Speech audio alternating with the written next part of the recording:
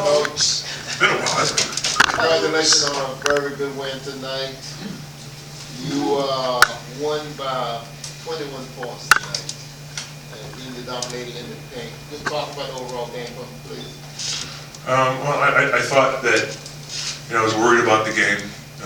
I'm the only one of our staff that predicted Deladon wouldn't play. I didn't think she would, which gave them, funny game sports. I thought they had a lot of emotion coming out of the locker room on their side. We were able to match that in the first half. We executed well in the first half offensively, especially defensively, terrible. I told them at half we can't try to outscore them. They got a lot of shooters. We have to clamp down our defense, and our defense in the second half is what carried us to this win. Coach, what did you tell your team coming after the second half? We had a slow start. I told you don't want to hear the words I used. No, basically I told them that they came out there walking through everything. We came out with no emotion, no energy, like, okay, this is going to be the same thing. No, it's not going to be the same thing.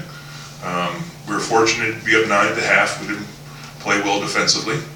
And I told them that I'll go right to the bench and bring energy players right away unless they pick it up. And we got a couple good baskets, and then it kind of snowballed from there. They missed some easy looks. And there's a part of the game going back and forth for about 4 minutes in a test of wills for them to see if they get back in the game. They got some good looks, they just missed them, and fortunately we got the rebounds. Coach, what is it you think that makes you such a difficult challenge for them on the defensive end? Well, you keep bringing up them. It's everybody. We're a solid defensive ball club. We take great pride in that. We're number 1 in the league by far in many of the statistical categories defensively. That's who we are. So it wouldn't be any surprise that we would play, hold them to 41%. They are 50% in the first half, so they must have shot like 32% in the second half. That's how we play. And that's how we win basketball games. Is that intensity on defense. And we didn't have it in the first half, but we definitely had it in the second.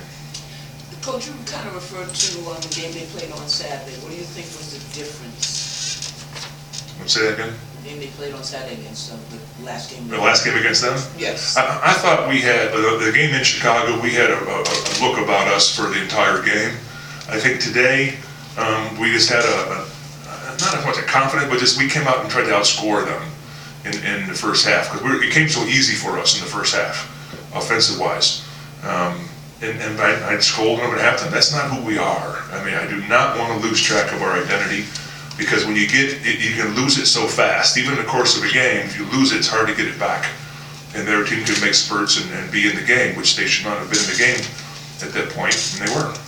Coach, just to speak to how you play against everyone, by defensive efficiency, you guys have the best. Here comes those big numbers. I'm just a dumb athlete. Come on. Best numbers since any team since Tamika Catchings 2007 Indiana Fever. You guys have the best defensive efficiency of any WNBA team since. Do you think this team has the talent and the opportunity to be one of the best defensive teams in the history of the league? I don't know. I know right now we are. Our track record has proven such. There's a long way to go. We still have 13 games to go. And historically, coming down the stretch, teams shoot better.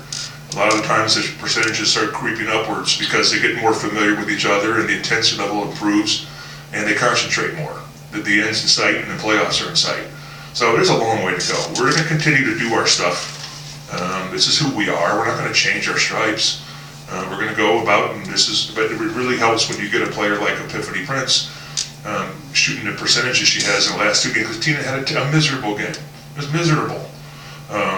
Couldn't get anything going, and okay, it happens. We normally would have lost that game. But now we have a guard like Epiphany, and we have a guard like Tanisha to settle us down and make sure she gets the ball to Piff or other scorers that right in essence had a quality game tonight too. Efficient shooting, great. And if we can play like that offensively, our defense will carry us to a lot of wins.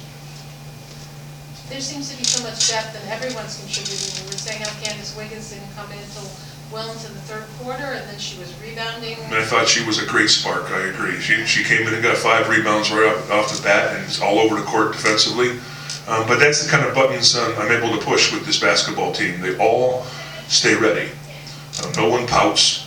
They all know I have a playing time problem with finding everybody the minutes they want or the shots they want. Okay, well, Winning cures a lot of ills. Okay, it makes a lot of people conform. But also, we're the type of people and the type of camaraderie and chemistry in this ball club that nobody really cares. Tina will be the biggest cheerleader shooting 2 for 10. It's not about her stats anymore. It's just about, can we compete and win the Eastern Conference? And I think everybody's realizing the opportunities in front of us. It's just a matter of, we all know we got a long way to go, and we can't be soft on anything. We have to keep pushing.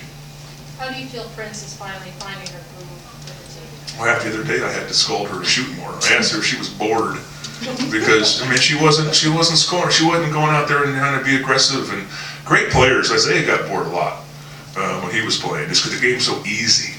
The game's so easy for Prince. She sees everything. She has all the moves, and it's just like, and her demeanor's that way also. But no, I want more. I want scoring. I want 20. I want 30. And I had to tell her the other day, I need you to shoot more, and she just picked it up.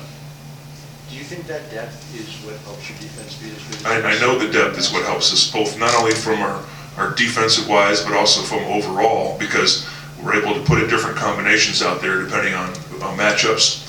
But the defense is a constant with our ball club. There's nobody on this roster that doesn't play defense. Tina's playing defense better than her entire career right now because of the peer pressure in the locker room. And that's a great thing to have, because it takes the load off of me. Do you think the players are seeing each other enough? Are they seeing each other? You mean like off the court, or like passing? Yeah, passing. No, you can always improve ball movement. We came from horrific ball movement early in the season. We're very congested and clogged and no spacing. Having Piff helps space the floor because the teams have to pay really close attention to her. But our spacing and our ball movement is better today than it has been. We have our moments and we backslide. There's a lot more room for improvement.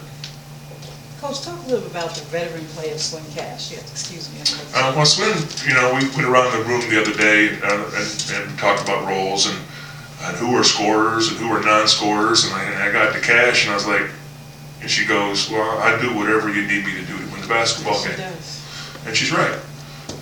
She sat for the last whatever minutes, 14 minutes of the game, didn't get back in. That's okay with her. I know, she wants to play and play more, but, other players are getting off too. At this point in her career, I think she understands her role as a leader, as a mentor to some people, and also as a person who can help guide this team to whatever destiny we have. I don't know what our destiny